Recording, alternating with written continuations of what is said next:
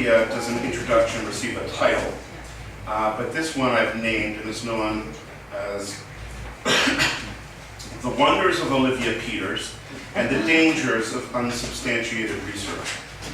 The wonders are for all, and the dangers are intended for the benefit of you first-year university students as you approach midterms. Who is Olivia Peters?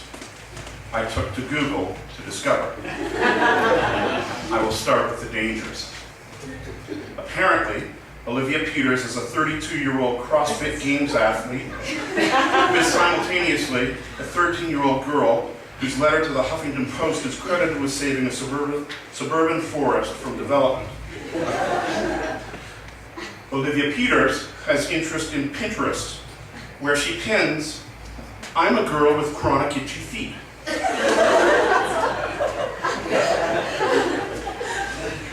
Olivia Peters is nominated by her high school soccer coach as the Northbrook Meathead of the Month. This honor is sponsored by the Meathead chain of restaurants in Illinois. Voting is active, online, and we can support Olivia following Dr. Aitken's closing remarks. Olivia Peters is complex. She has a striking presence on the web. Clearly, however, the web does not yet fully know about the, or about our, Olivia Peters, but we do. Here are a few reminders.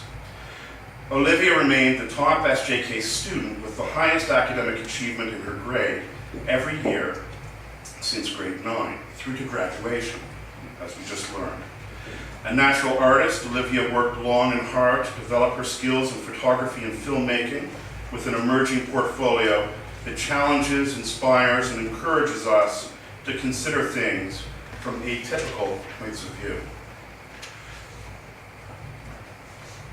Authentic, Olivia is a loyal and trustworthy friend who seems oblivious to superficial social mores.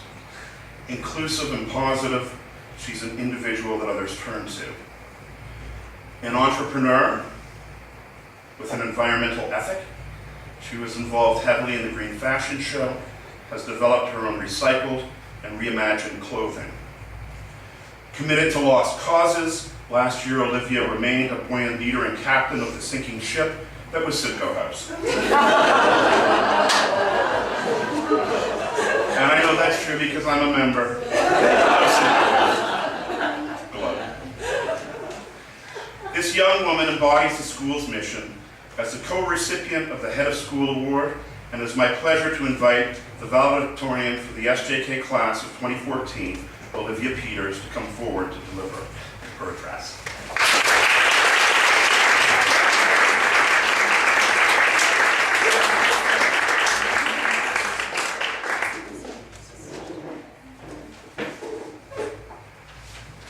For the record, I don't have chronic itchy feet.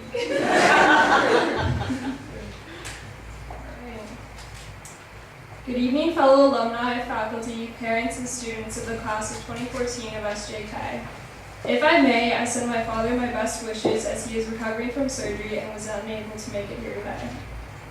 I'm sure I'm voicing a feeling felt by most returning students in the room. It is so incredibly comforting, yet oddly eerie to be back here at SJK, in this place that was not so long ago our home. And for some of us, it honestly quite literally did feel like home. We would get here in the early hours before the sun rose for a student council or choir meeting, and only return to our real homes in the evening, sometimes as late as 8 or 9, due to our participation in athletics, clubs, and school plays. When I try to describe this place, SJK, and the school community to a foreigner, I stop mid-sentence and find I just can't. So I think what I struggled most with while writing this address was encapsulating all that SJK stands for, how it collectively affected us as a class, and how it continues to be a force in our future. Essentially, in relatable terms, I found this initiating this speech felt to be as challenging as coming up with a focused EE topic. There's just so much to talk about, yet not enough at the same time. So, confession time. I never actually delivered a senior speech.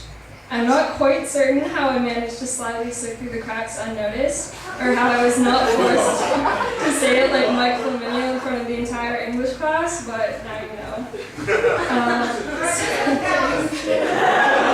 I'm marking it right now. So in spirit of golden old SJK times, I decided to actually look back on my senior speech drafts, which are now somewhat reminiscent of the land of misfit toys, for inspiration.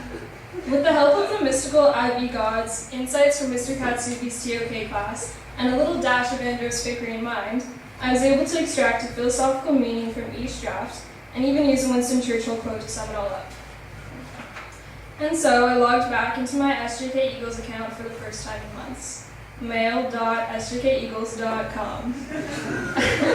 I clicked on the oh-so-ever-loved Google Drive, which held many cherished memories of shared class documents with attached group chats between the students that teachers were seemingly oblivious to. Sorry, Mr. Hood. See, senior year I was incredibly indecisive, and as a result, I had started and not finished 3 different speeches. The first speech, while more attempted a speech, was one concerning first impressions. The second was simply one on my love for film. And the last one, of course, on my curiosity surrounding witch culture. I'm glad the latter was never delivered because it could have turned out to be a very controversial piece of performance art. Having been at university for 2 months, I've realized, probably like most of you, in the hard way, that first impressions are key. We have all ventured off away from our known group of high school friends, only to make new ones in an entirely new place.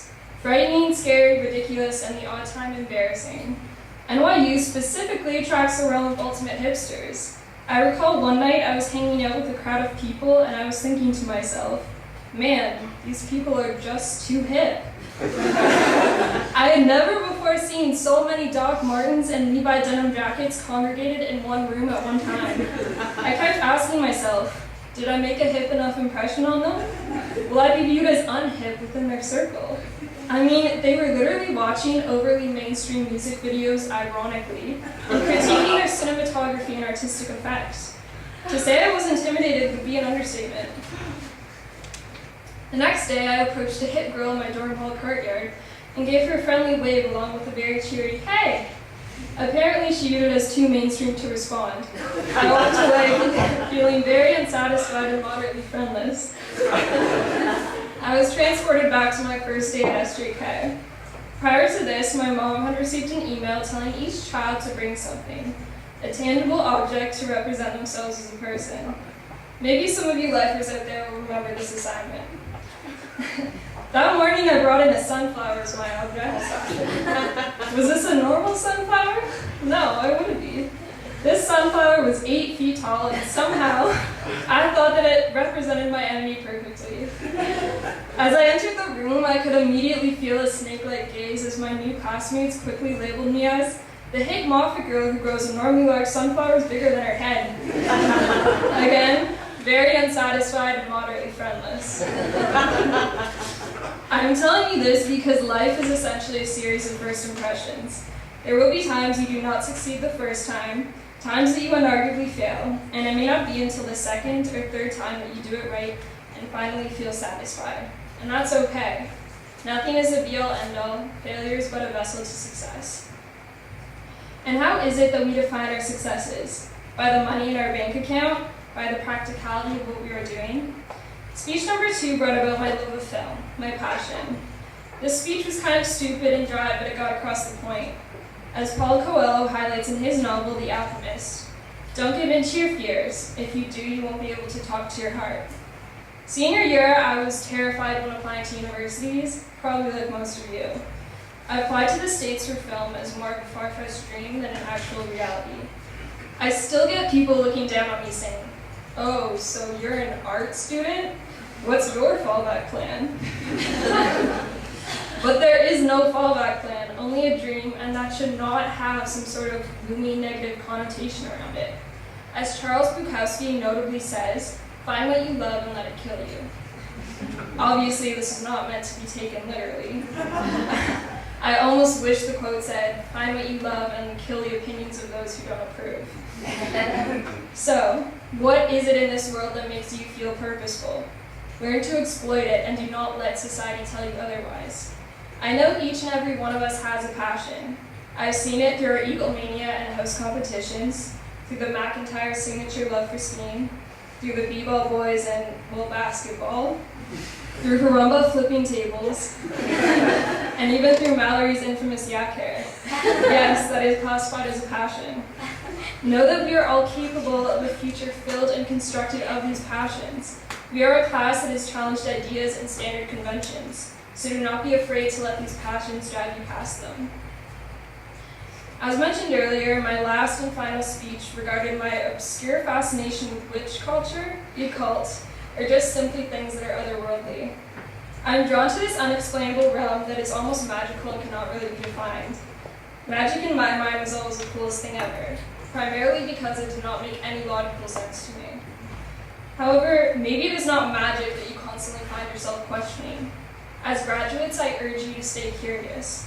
Be an inquirer, and not just because this is an IB learner profile attribute. Do not be afraid to explore the world around you or try new things.